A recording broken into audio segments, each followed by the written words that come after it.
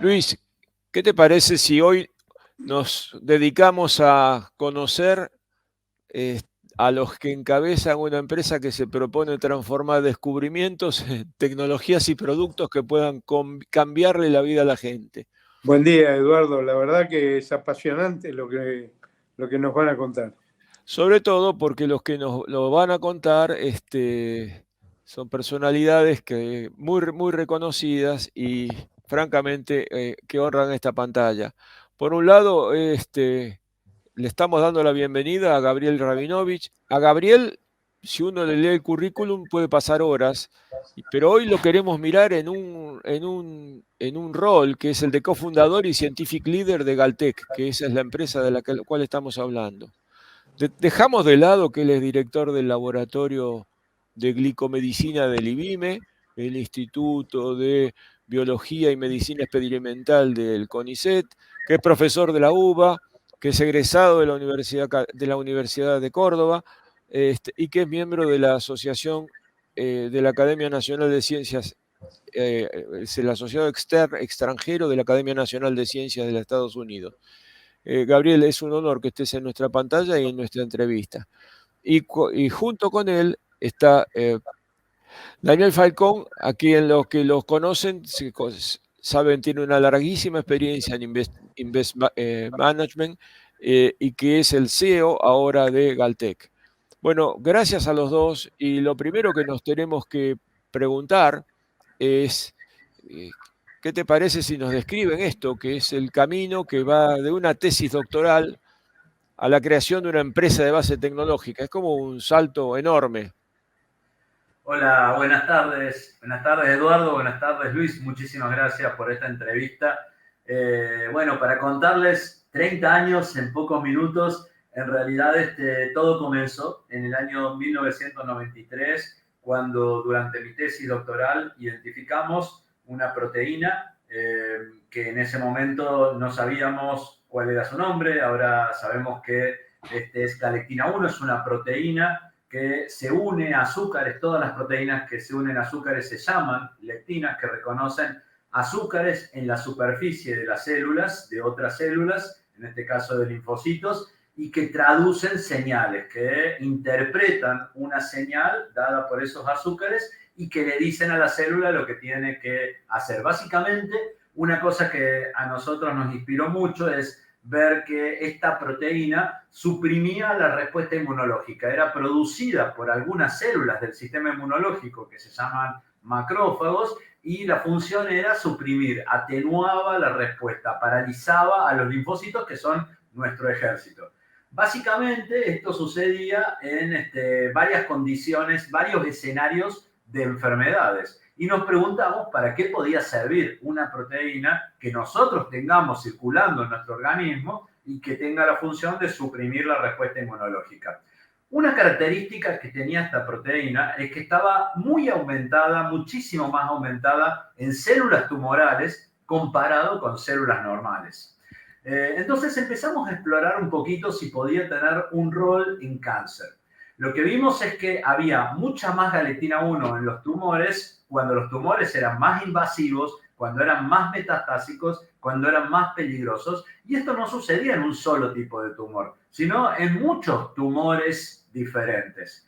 Básicamente lo que vimos es que galectina 1 se liberaba por parte de los tumores para poder frenar la respuesta inmunológica. Nosotros tenemos linfocitos preparados para reconocer todo lo extraño que puede ingresar, microbios, tumores. Entonces, cuando reconocen los tumores, los linfocitos tendrían que matarlos. Sin embargo, la pregunta del millón es ¿por qué no pueden hacerlo en todos los casos? Nosotros demostramos que los tumores, a medida que se hacen más invasivos, producen galectina 1. Galectina 1 paraliza los linfocitos y los mata antes que los linfocitos eliminen al tumor. Aparte de eso, lo que hace galectina 1 es generar vasos sanguíneos alrededor del tumor, de modo tal que le llega oxígeno, que le llegan nutrientes y el tumor sigue creciendo. Pero bueno, nosotros dijimos, esto sucede en los tumores. En ese caso, galectina 1 se comporta como un villano Sí. que le permite al tumor evadir la respuesta inmunológica. Pero ¿cuál es el rol fisiológico? ¿Por qué tenemos una proteína que los tumores cooptan. ¿No tendrá un lado bueno esa proteína? Entonces, lo que sucede siempre es que cuando se monta una respuesta inmunológica, hay un momento en el cual la respuesta inmunológica, como un ejército, tiene que volver a la normalidad, porque desapareció el microbio, por ejemplo. Entonces, ustedes decidieron usar a la galectina para algo bueno. Exactamente, entonces dijimos, esto tiene un lado malo y un lado bueno. El lado malo es que los tumores utilizan para evadir. El lado bueno es que en realidad galectina 1 elimina linfocitos T que son patogénicos, que causan enfermedad, en el caso de un tipo de enfermedades que son por exacerbación del sistema inmune, que son las enfermedades autoinmunes. Por ejemplo, la artritis reumatoidea, donde hay una gran cantidad de linfocitos que dañan las articulaciones, o, por ejemplo, la esclerosis múltiple, donde llegan al cerebro y dañan las vainas de mielina, generando regeneración. Por eso, perdóname que nosotros decimos GAL1, como vos te podemos decir Gaby en lugar de Gaby. Totalmente. Bueno, por eso al GAL1 lo llamamos Dr. Jekyll y Mr. Hyde. O sea, en la misma persona está el malo y el bueno. Exactamente, es el dulce caso, porque interacciona con azúcares, del Dr. Jekyll y Mr. Hyde. En un tumor se comporta como Mr. Hyde y hay que bloquearlo, y en una enfermedad autoinmune se comporta como el Dr. Jekyll, como el bueno de la película, y hay que aumentar o amplificar la cantidad de galectina 1 que hay. Y en eso se basan las tecnologías, digamos, muchos de los descubrimientos que se generaron durante todo este camino, desde la tesis hasta la generación y el establecimiento de Galtec, fue demostrar que en muchos tumores diferentes, galectina 1 hace esto, digamos, que en muchas enfermedades autoinmunes se comporta en forma beneficiosa, eliminando el sistema inmune exacerbado, y de ese modo el desarrollo de las tecnologías. En un reportaje que vimos para documentarnos para esta entrevista, te escuchamos una reflexión, Gabriel, que me parece oportuno recordarlo. Tanto Luis como yo somos devotos y nos hemos educado en la visión del triángulo de Sábato, y de pronto encontramos una relación entre un triángulo de, vos no lo mencionaste en ese orden, investigación, desarrollo y compromiso social. Y me dio la sensación de que estábamos frente a una lectura que encierra algo más. No te estoy sacando de tu rol de investigador, pero te estoy yendo a un nivel un poquito más profundo todavía. Sí, bueno, nosotros en realidad pensamos a Galtec y concebimos al Galtec de una forma integrada, donde hay un triángulo con tres aristas que se retroalimentan una a otra. Una es, por supuesto, el desarrollo de los productos que ya están maduros, que han atravesado, digamos, ensayos preclínicos, experimentales, que son el anticuerpo monoclonal neutralizante de galectina 1, y por otro lado, la variante estable de galectina 1 para el tratamiento de enfermedades autoinmunes. Por otro lado, esto que está maduro, ahora, digamos, tiene la función de atravesar lo que se llama la generación de productos con buenas prácticas de manufactura, porque hasta ahora eso no lo habíamos hecho. Entonces, con la primera inversión de nuestros inversores ángeles, vamos a poder lograr eso y preparar los productos para presentarlos a las autoridades regulatorias más exigentes, a FDA, EMA, ANMAT, etc. Por otro lado, en la otra arista es la investigación, porque hay productos que salen del laboratorio y que todavía no tienen ese grado de madurez. Entonces necesitamos hacer investigación tecnológica, haciéndolos madurar, dándoles valor para que luego sumen. Y estos son traccionados de alguna manera por los dos anteriores. Y el compromiso social, que es la tercera arista, es algo que el laboratorio siempre tuvo, y yo quiero que lo tenga Galtec, queremos que lo tenga Galtec, y es la comunicación con los pacientes y también, de alguna manera, ese mecanismo de contención en momentos que son muy difíciles, que tienen que ver con el diagnóstico de estas enfermedades, tanto autoinmunes como cáncer, hasta que los productos estén listos. Bueno, pero acá está una novedad, y es que no estamos ya hablando del GAL1, sino estamos hablando de una empresa que es Galtec, que está dando un salto hacia curar a la gente. Exactamente, exactamente. La idea de Galtech, cuando nosotros pensamos en cuál era la mejor estrategia para poder llegar a la gente, ya habíamos demostrado un paradigma, habíamos cotejado muchos laboratorios en el mundo, verificaron nuestro paradigma, eso nos potenció muchísimo y vieron que podían confirmar nuestros hallazgos científicos. Eso es muy importante para un científico porque genera muchísima fuerza que lo que uno está viendo se repite en lugares como Harvard, Stanford, como en distintos laboratorios del mundo.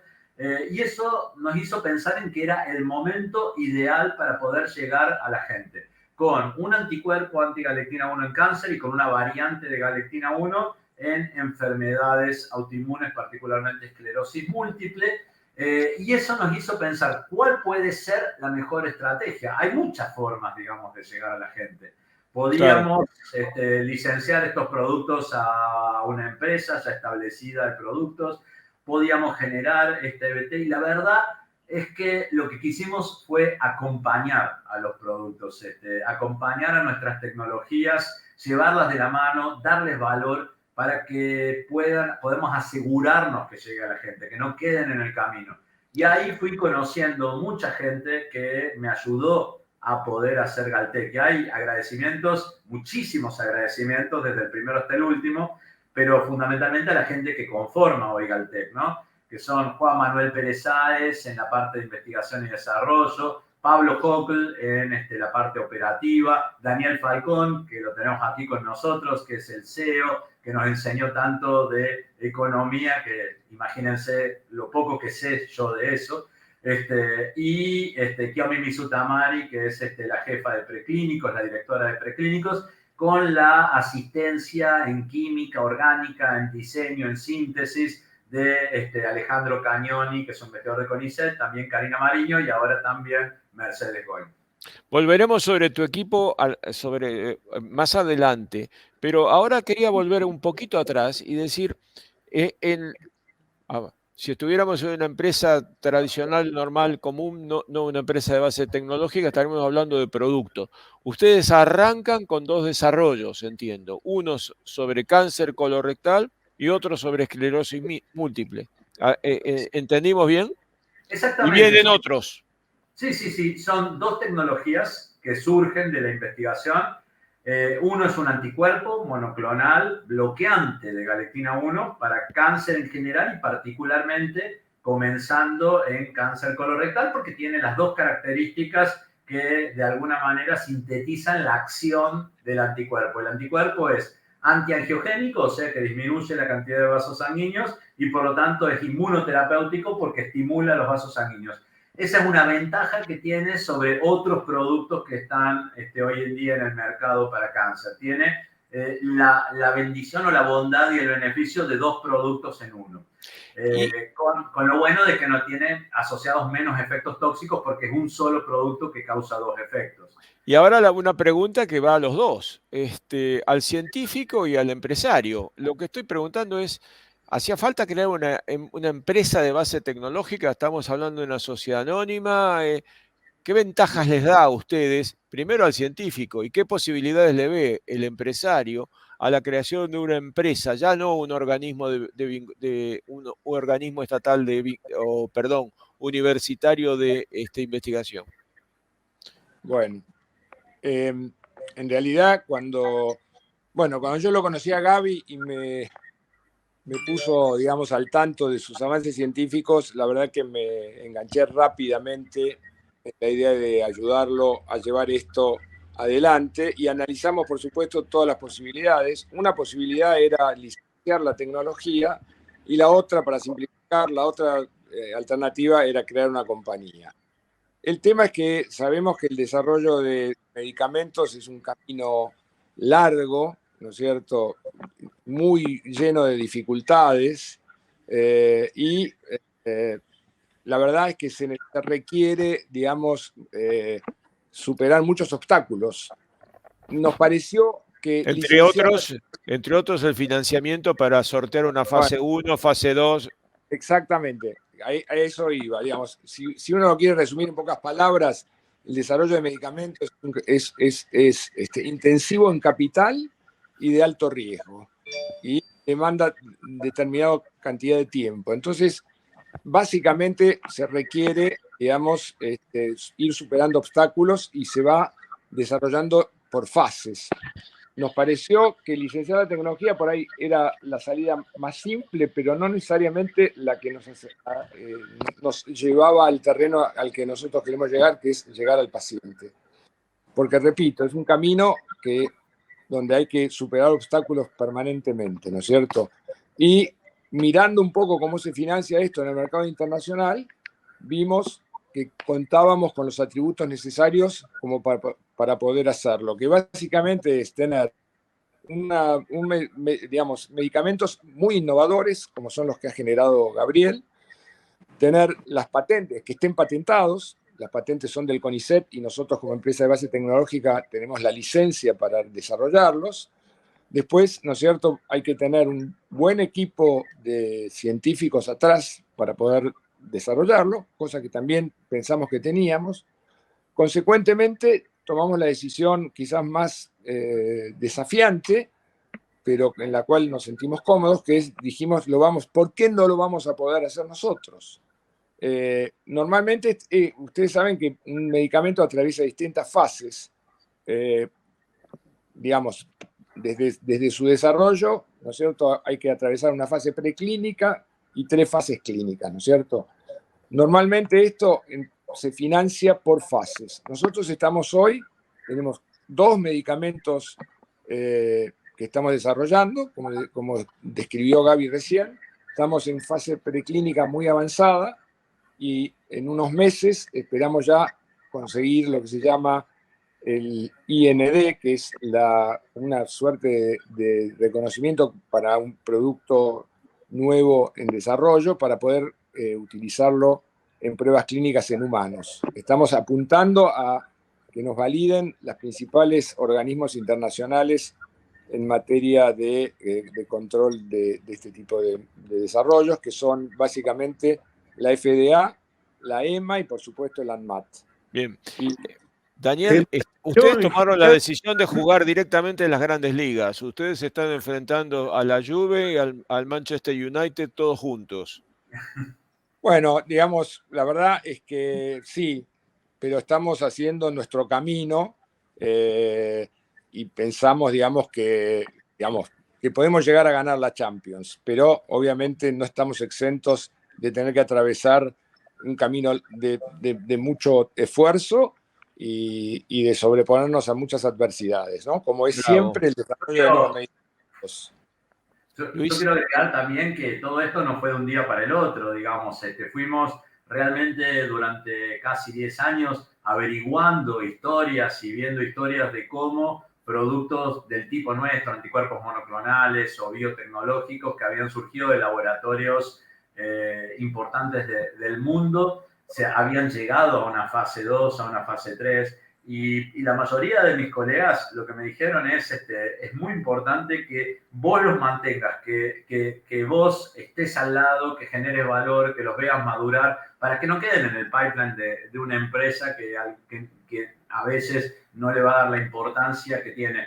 Y sentimos una cosa que también nos empoderó muchísimo, es el tema del apoyo, digamos, de científicos internacionales, muchos de ellos premios Nobel que nos han mandado saludos en el día de la inauguración de Galtec. La verdad es que estamos muy contentos con el apoyo y esto se inserta también dentro de un nuevo paradigma, digamos, en el mundo. Durante la última década, lo que se llama inmunoterapia por puntos de chequeo inhibitorio ha tenido un impacto impresionante a nivel de salud en el mundo, aumentándole la sobrevida libre de enfermedad a muchísimos pacientes con una gran cantidad de tumores. Sin embargo, digamos, todavía es limitado. Son un 20%, un 15%, un 30% de pacientes que se benefician con estas terapias.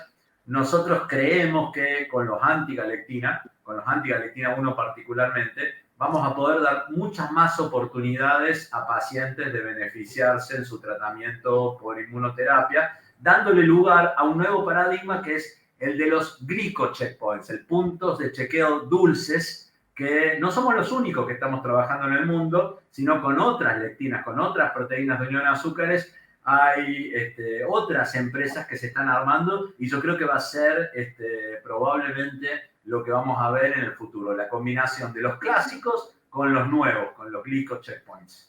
Hay un tema que, digamos, yo vengo viendo, bueno, apareció con el COVID, o sea, Pfizer en realidad terminó comprándole un desarrollo a una pequeña empresa, ¿no es así?, que estaba en Alemania. ¿Ustedes están pensando, después de todas las fases, digamos, clínicas, de alguna forma asociarse o vincularse o vender a un monstruo de estos farmacéuticos que pueden llegar a todo el mundo? ¿O están pensando en seguir el desarrollo hasta convertirse ustedes en un monstruo farmacéutico?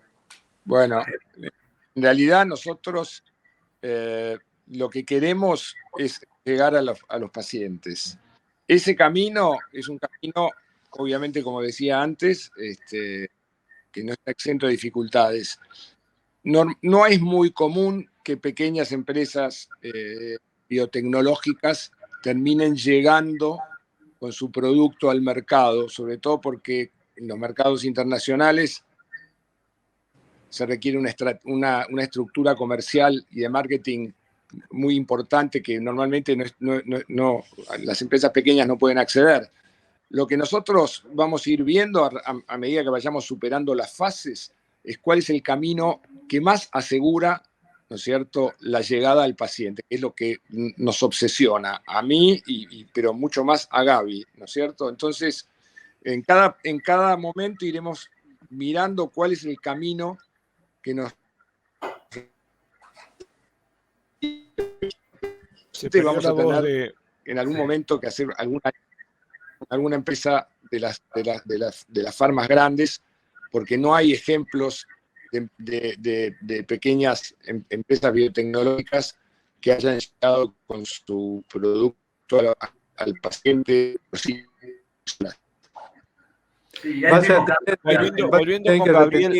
volviendo con Gabriel, y intento ir sobre otro tema, que es, y viendo que se nos está escapando el tiempo, ¿a dónde está la mirada del investigador? Digo, el empresario ya lo escuchamos, ya sabemos a dónde vamos. Y el horizonte del investigador, el horizonte tecnológico, ¿dónde sabés que no sabés?